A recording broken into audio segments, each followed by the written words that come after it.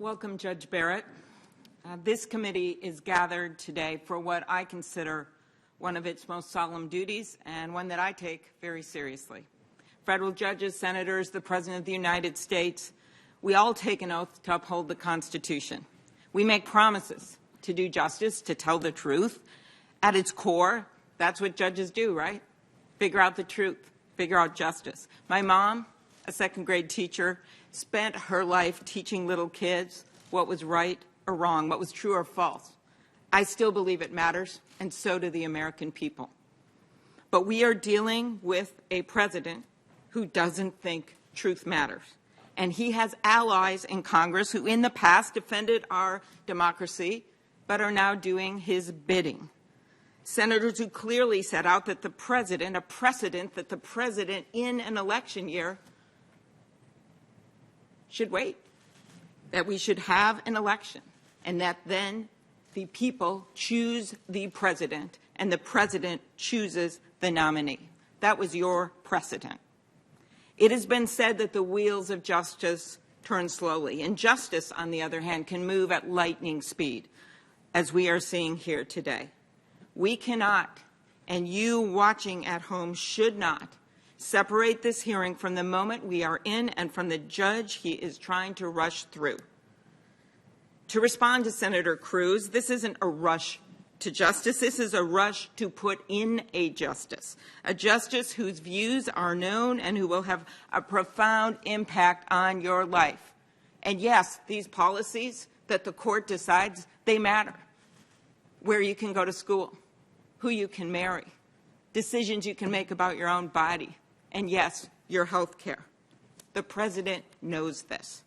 We have a president who has refused to commit to a peaceful transfer of power after an election.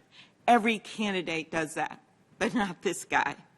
We have a president who has fired or replaced 5 inspector generals, Senator Grassley, who has fired an attorney general, an FBI director, and is now going after their replacements.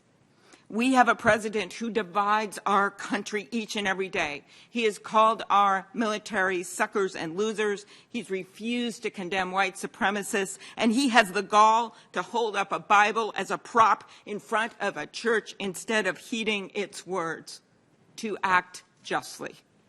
And now he says this election will end up in court. Why, Senator Cruz? Does President Trump matter?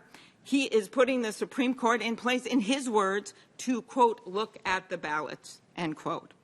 Well, I won't concede that this election is headed to the court because you know at home exactly what the president is up to.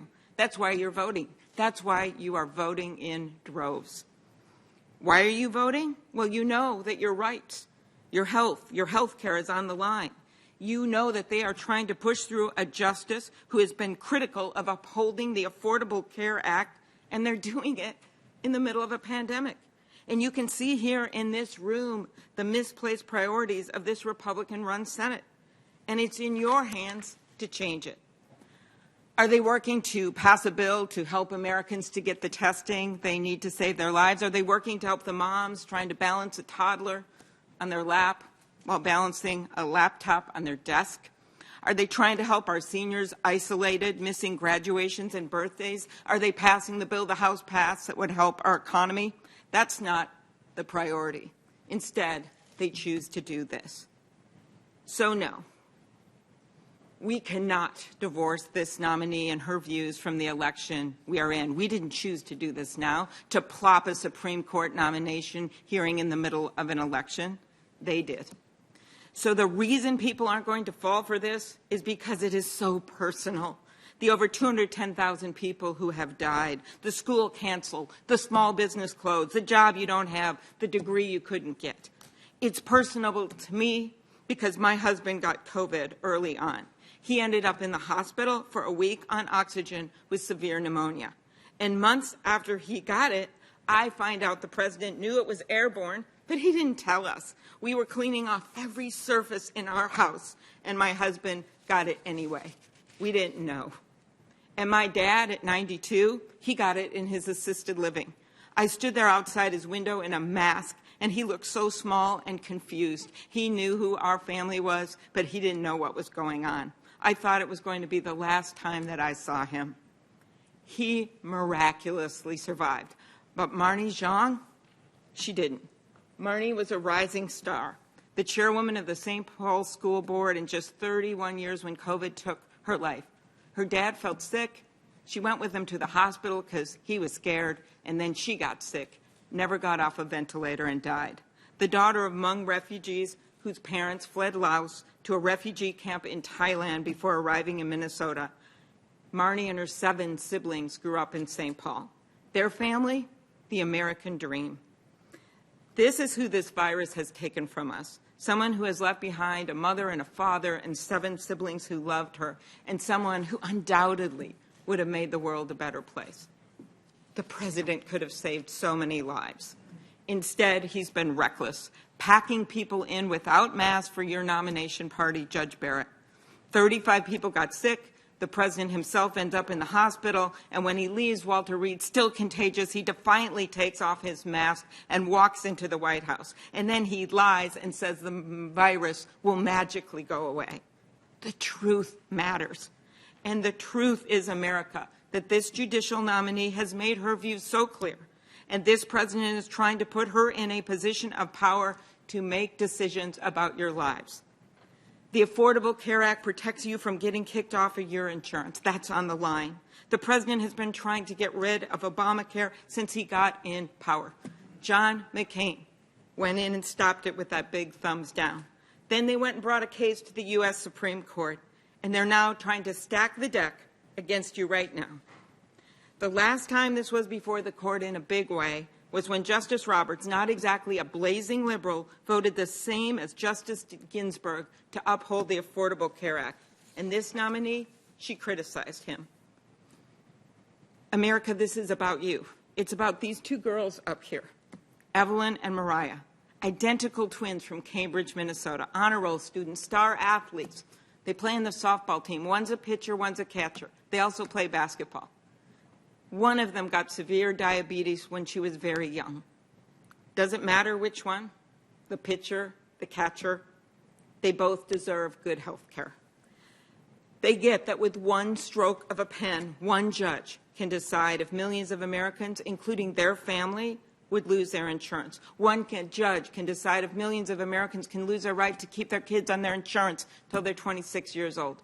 One judge can decide that if seniors' prescription drugs, which already are too high, could soar even higher. This is a judgeship that was held by an icon who voted to protect your health care, Ruth Bader Ginsburg, a woman who never took no for an answer. When they told her a girl shouldn't go to law school, she graduated first in her class. And when they told her a man should argue landmark equal protection cases because maybe they'd have a better chance of winning, she did it herself, and she won. She never gave up. She had her own hashtag well into her 80s, the notorious RBG. And her last fervent wish was that a new president, the winner of this election, would pick her replacement. When you look at her opinions, you realize she wasn't just writing for today, she was writing for tomorrow. To the women of America, we have come so far, and in the name of RBG, we should not go backwards. As the rabbi said at Justice Ginsburg's memorial in the Capitol, her dissents, her strong words when she would disagree with the Republican-appointed justices, her words were never cries of defeat. They were blueprints for the future. So to all Americans, this hearing, whatever these guys try to do, whatever you hear from me, it will not be a cry of defeat. It will instead be our blueprint for the future. Yes, Judge, I think this hearing is a sham. I think it shows real messed up priorities from the Republican Party. But I am here to do my job, to tell the truth. To all Americans, we don't have some clever procedural way to stop this sham, to stop them from rushing through a nominee, but we have a secret weapon that they don't have. We have Americans who are watching, who work hard every day, believe in our country and the rule of law, whether they are Democrats, Republicans, or independent. They know what this president and the Republican Party are doing right now is very wrong. In fact, 74% of Americans think we should be working on a COVID relief package right now instead of this. Let me tell you a political secret.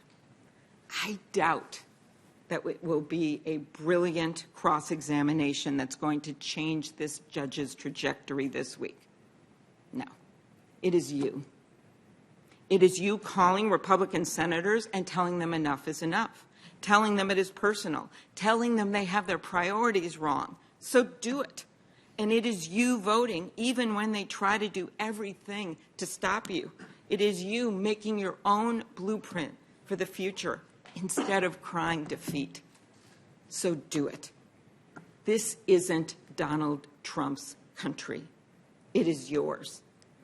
This shouldn't be Donald Trump's judge. It should be yours. Thank you, Mr. Chairman. Senator Sass.